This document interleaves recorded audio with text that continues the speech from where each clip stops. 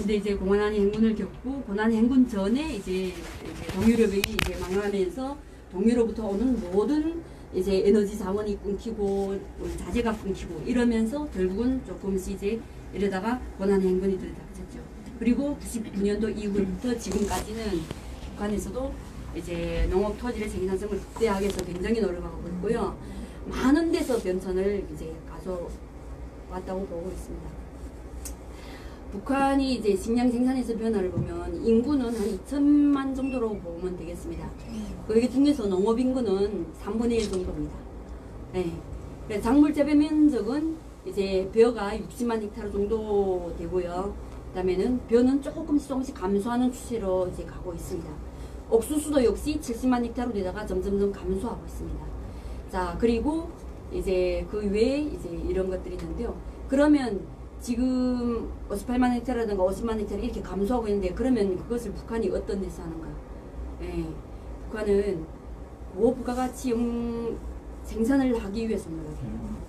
그래서 세계에다가 내놓아서 결국은 돈이 될 수 있는가? 밭작물이나 이제 농작물에서 역시 그런 것을 지금 지향하고 있고요. 그리고 또 그런 부분들을 한국과 틀려서 한국은 부동산에서 농가 밭이 딱 정해지면 그것을 다른 걸로 전환하기 어렵죠. 북한은 그런 것이 그렇게 크게 제재 안 받아요. 마음대로 국가가 이제 사회주의 체제이기 때문에 국가가 정해서 여기다가 우리가 공장을 짓겠다 이러면 공장을 지을 수 있거든요. 그래서 이제 김정은 시대에 들어와서는 굉장히 많은 것이 변했어요. 네. 자, 북한 농업 생산에서는 기상을 떼놓고 이제 기상 조건, 토양 조건, 그다음에는 이제 기반 건설, 농자재 굉장히 중요하죠. 그래서 기상을 보면 북한이 농사를 짓는 데 적합한 나라는 아니에요. 우리가 보통 남한은 굉장히 따뜻한 지역이거든요. 근데 북한은 굉장히 추운 지역입니다. 저도 이제 북한에서는 겨울에 눈이 항상 쌓여 있거든요. 그런데 여기서는 올해 지금 이번에 처음 이렇게 눈이 왔잖아요. 적선 온도가 굉장히 낮습니다. 그리고 이제 식물이 자라기, 논의 벼나 그다음에 옥수수가 자라기 좋은 조건이어야 되는데 그렇지 못하면 200일이 넘어가야 되거든요. 이제 벼나 옥수수는 사실은. 그런데 이제 일수가 이제 120, 90일, 190일 정도 되기 때문에 가을이 되면 새 유물지 못하고 서리를 맞는 경우가 굉장히 많아요. 그런데다가 홍수와 가뭄과 해일이 계속되고 있죠. 그러니까 기상 조건은 썩 좋지 않은 조건이에요. 토양 조건도 역시 같은 땅에 계속 농사를 지었기 때문에 pH가 너무나 낮고 높든지 이런 것을 반복을 하는 거예요.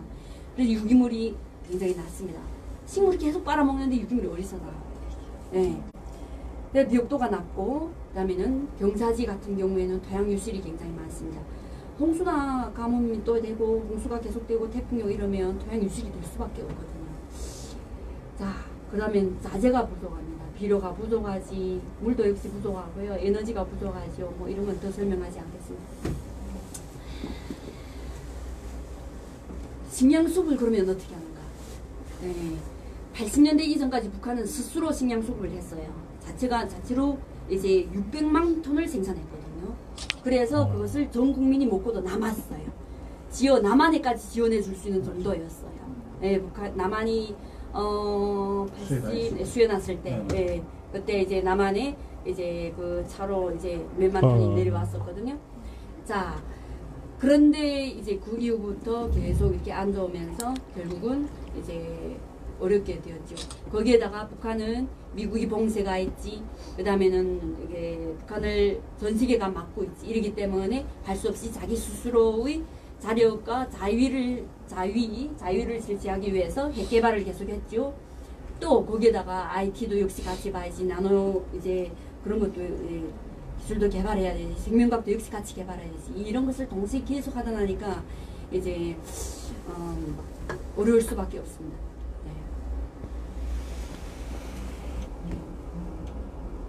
북한이 간단한 경제 현황입니다.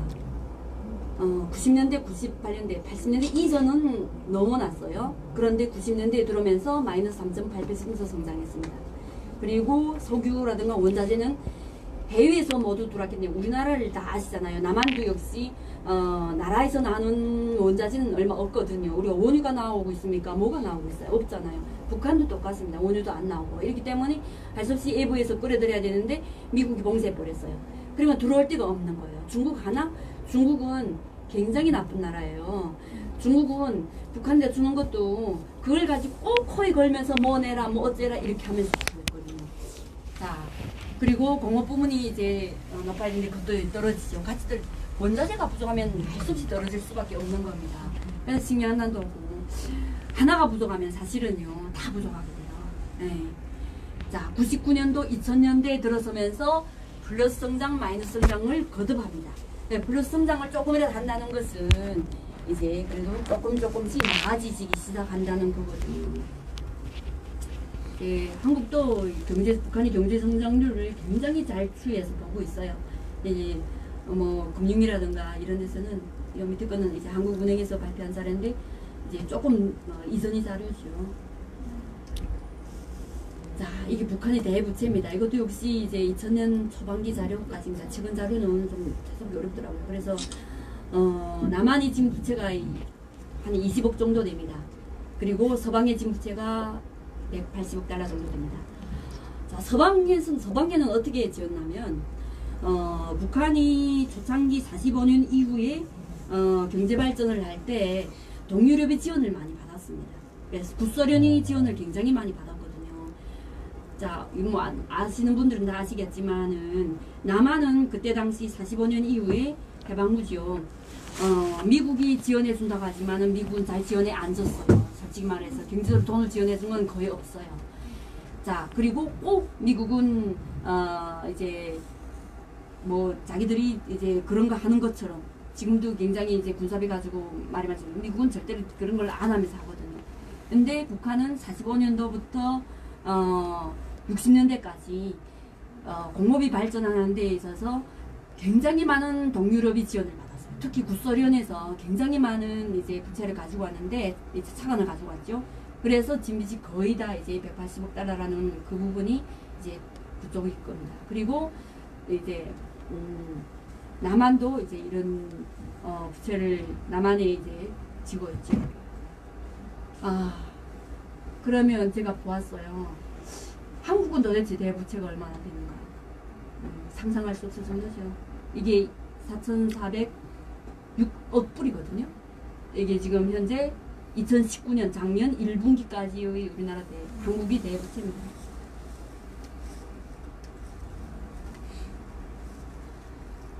자, 이게 기후도인데 온도입니다. 온도를 지금 현재는 제일 왼쪽 그림이 이제 온도인데 이제 북한 자료는 거의 미상이라서 이제 이거는 농업 관련 쪽이 들어가면 다 이런 자료들이 나오거든요. 온도가 굉장히 중요하기 때문에. 네, 파란 색깔은 최적이라는 거고요. 네, 빨간색은 온도가 계속 상승하고 있다는 거거든요. 그래서 이제 앞으로 기후 변화에 의해서 이렇게 올라갈 것이다 하고 과학자들이 이거 이렇게 예언을 하고 있습니다. 자, 그러면 농경지가 결국은 지금도 아마 이제 나이 드신 분들은 조금 알고 있을 거예요. 야, 이게 예컨대 사과 면적이 사과가 저 아래쪽에서 이렇게 재배된 것이 지금 점점 올라가고 있거든요. 예, 그쪽은 이제 잘 되지 않고 이 기후가 계속 상승한다는 겁니다. 그래서 농업은 이제 그냥 자료들만 제가 보여드렸습니다. 그리고 북한이 적정 기술인데 이게 저도 이제 북한을 떠나온 지 굉장히 오래됐거든요. 그래서 여기 와서도 적정 기술을 과연 북한에서 어떤 방식으로 적용하면 될까 하는 것을 고민은 좀 해보긴 하는데 아주 많은 고민은 못 해봤고요. 이제 생각날 때마다 조금씩 이제 생각 좀 해봤습니다. 그래서 적정 기술이라는 것은 이제 민혁 씨가 이야기하는 것처럼 여러 가지로 쓰는데 이제 적은 것으로부터 고효율이 에너지를 낼 수 있는 이런 부분들이 이제 적정 기술이라고 보고요. 네, 북한이 현실적으로 필요한 적정 기술은 과연 어떤 것인가? 이제 많은 적정 기술 엄청 많아요. 굉장히 많아요. 그리고 다양한 분야에서 적정 기술을 할 수 있거든요. 그래서 여기 보니까 이제 이런 것들이 북한에서 다 필요하겠더라고요. 네. 태양광을 이용한 정수 시스템. 네. 남한은 지금 핵발전을 쓰기 때문에 전기에 대한 우리가 이 전기를 뭐 그렇게 어려움을 안겨고 지금 막 쓰고 있잖아요. 북한은 이제 핵으로 전기를 생산하지 못하기 때문에 그런 무엇으로 원료가 석탄이에요. 다음 수력이에요. 수력 발전은 일제 시기에 생산한 수력 발전이에요. 그리고 석탄도 역시 일제 시기에 조금 했지만은 그보다도 해방 후에 석탄 발전소를 많이 했어요. 북한은 지역적으로 우리나라에서 석탄이 많거든요. 그래서 그 석탄을 이제 캐서 그걸 가지고 이제 발전을 하죠. 근데 석탄으로 발전을 하면 전기를 생산하면 대기 오염을 시키잖아요. 그 나오는 석탄재가 굉장히 이제 대기를 오염시키거든요. 그래서 결국은 전 세계가 앞으로 나가야 되는 방향은 이제 태양광이 아닐까 이런 생각도 하고, 이제 물론 수소에너지는 요새 한국에서 좀 이야기 많이 하고 있는데 수소에너지 잘 모르겠어요. 자, 그리고 휴대 가능한 정수 시스템 저런 것도 필요하죠. 태양광 키트. 북한이 지금 현재 태양광이 굉장히 많이 들어가 있어요. 그리고요 한국보다 더 싸요. 네. 제가 이제 전화로 통화하면서 물어보거든요. 북한이 지금 태양광이 몇 킬로와트짜리 도대체 얼마 하냐 다 물어봤어요. 근데 한국 가격 대비도 할 수 없이 저렴해요.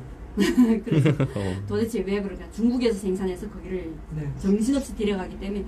그리고 북한 사람들이 딱 들어와서 어떤 밀수업자든 어떤 상업인들이 들어와든 무조건 가져가는 것이, 필수로 가져가는 것이 바로 태양광이에요. 네. 다른 물품도 다 가져가지만 저것만 무조건 놓치지 않고 가져간대요.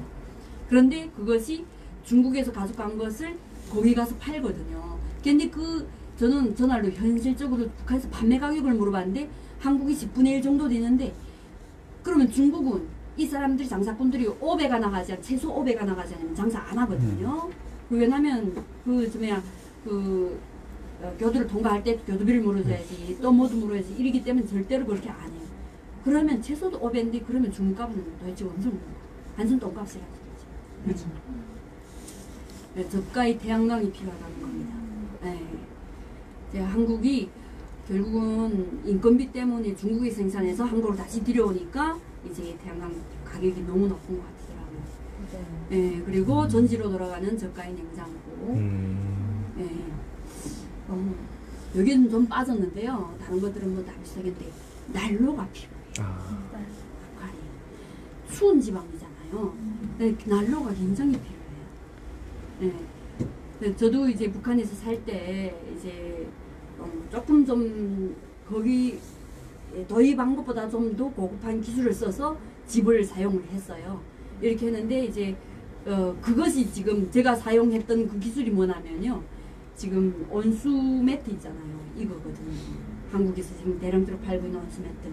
그걸 저희는 이제 제가 과학자였기 때문에 집에다가 바로 깔고, 근데 대신 여기는 이제 폴리에틸렌관으로 이제 온수 매트를 한지 그러겠는데, 저희는 콘크리트 밑에 온돌 밑에다 였는데 다 절간을 였거든요. 북한은 철이 많아요.